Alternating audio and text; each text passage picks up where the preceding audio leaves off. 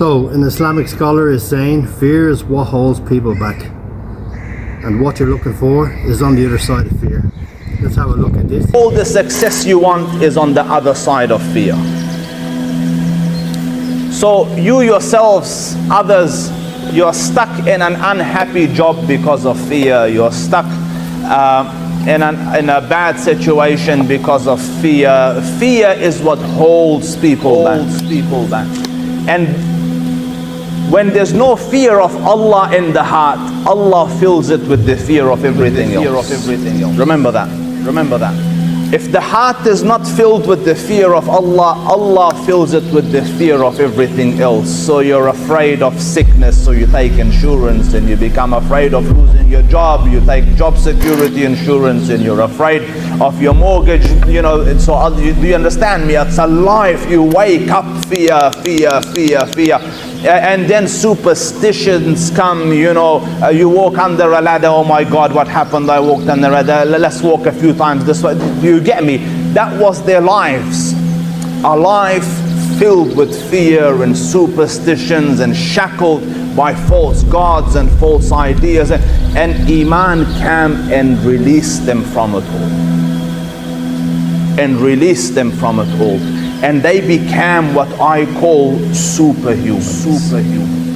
Like you look at the Sahaba and the challenges they faced and the obstacles they conquered, a normal human can't do it. Should I give you some examples? Here, I'll give you one. This is the Battle of Mu'tah. And the Prophet ﷺ has sent these people. The first way, Zayd ibn Haritha and Ja'far ibn Abi Talib and Abdullah ibn Rawaha. Instructions, listen, Zayd is in charge. If he falls, Ja'far will take the reins. If Ja'far falls, Abdullah ibn Rawaha will take the reins. If Abdullah ibn Rawaha falls, then choose a leader from yourselves. War is a scary concept. Allah save one and all, Ya Rabbi.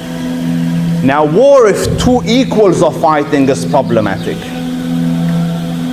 Now these Muslims were sent to odds you cannot imagine.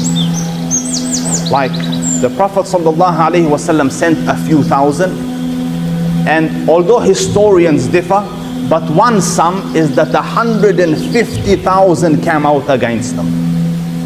One sum. And they went there against Arab tribes, but the Roman legions came instead, from Rome. So can you imagine fear like that?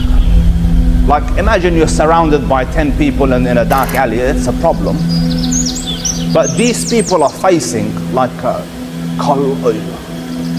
unsurmountable odds. And you would think they would go pale, nervous, shake, worry, panic.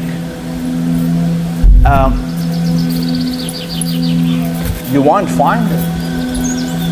Like it's as though they didn't know fear existed. This is the second commander, Ja'far ibn Abi Talib. So the first one, Zayd, fell. So Ja'far holds the standard and gallops into the enemy. And then he thinks in difficulty the horse might run back. So he jumped off and hamstrung the horse. And then this is heard on battlefield, him saying, يا حبذا الجنة واقترابها طيبة وبارد شرابها والروم روم قد دنا عذابها كافرة بعيدة أنصابها. Oh Jannah, like in battlefield, like you should be scared against odds. Instead you're going, يا حبذا الجنة واقترابها. Oh, the beauty and delight of Jannah and how close you are. Like just beyond this I am in Jannah. Do you understand? Like where he should be scared and nervous. But do you see what Iman does? It made the obstacles of this life nothing. And then he's not the isolated one. So you know how they struck him. His right hand got cut. So he held the standard with his left hand. So they cut off his left hand. So he held it like that. and then they stabbed him through. And as he's falling, the standard's about to fall, so they get it and they say, where's Abdullah ibn Rawaha? So Abdullah ibn Rawaha, who was the third commander in charge, his cousin has just given him a piece of bone with a bit of meat on it, like, here, have a bite. And he's having this in the standard camp. And for a second he tarried, for a second, like he's, and then he says this to himself, and they hear him. And sleep all the way down. All the way down. If you want to manifest more success and abundance into your life, hypnosis is the fastest, most effective tool to get you there. Hear him. Ya nafsu ma laki takraheen al-maut. Oh soul, why are you afraid of death? إلا تقتلي تموتي هذا حياض الموت قد صليتي وما تمنيت فقد لقيتي. What are you afraid of death? This is what you were seeking, and what you desire is just in front of you. Then he tells himself, oh my soul, unless you die here, you will die somewhere else, so go face your destiny. And he galloped into it, and the Prophet ﷺ is narrating the story to the Sahaba in Medina, like miles away. But my point is, difficulties like that, where you would have thought they would break, it had no effect on them. Why? Because of the power of Iman. So Iman gave them the strength to succumb all types of odds. And this is just fear. Hunger came. And they overcame acute hunger. You know the stories. The Prophet ﷺ is in the Battle of Khandaq. And the Sahaba says, I saw, it reached a time, hunger was so bad that everyone was tying rocks on their bellies.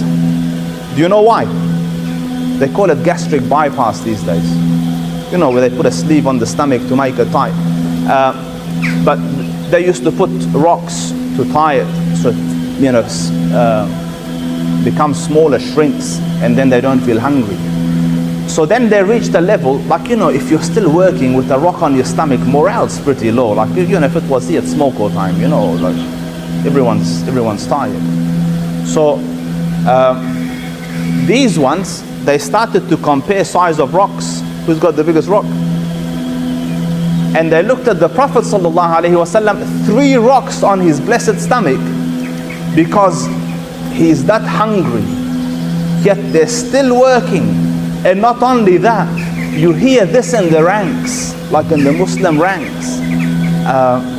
اللهم لولا أنت ما اهتدينا ولا تصدقنا ولا صلينا فأنزل اللهم السكينة علينا وثبت أقدامنا إن لقينا. Oh Allah, if it wasn't for you, we wouldn't have been guided. We wouldn't know salah and we wouldn't know zakah. So make our feet firm when we meet our enemy, and support us and strengthen us.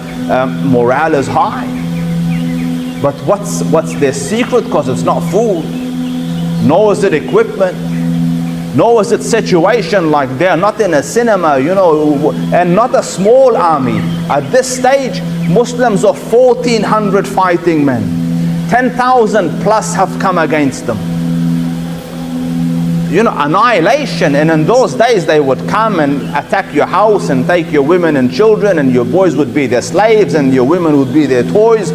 Those days. And they can see all that. Like at the verge of annihilation, but their belief and their confidence and their iman and their fearlessness at such a level that it has set them free from the shackles that everyone else is shackled by. So the second outcome of iman is that it sets you free from the chains that shackles all the rest of humankind. So that was a beautiful video, a beautiful reminder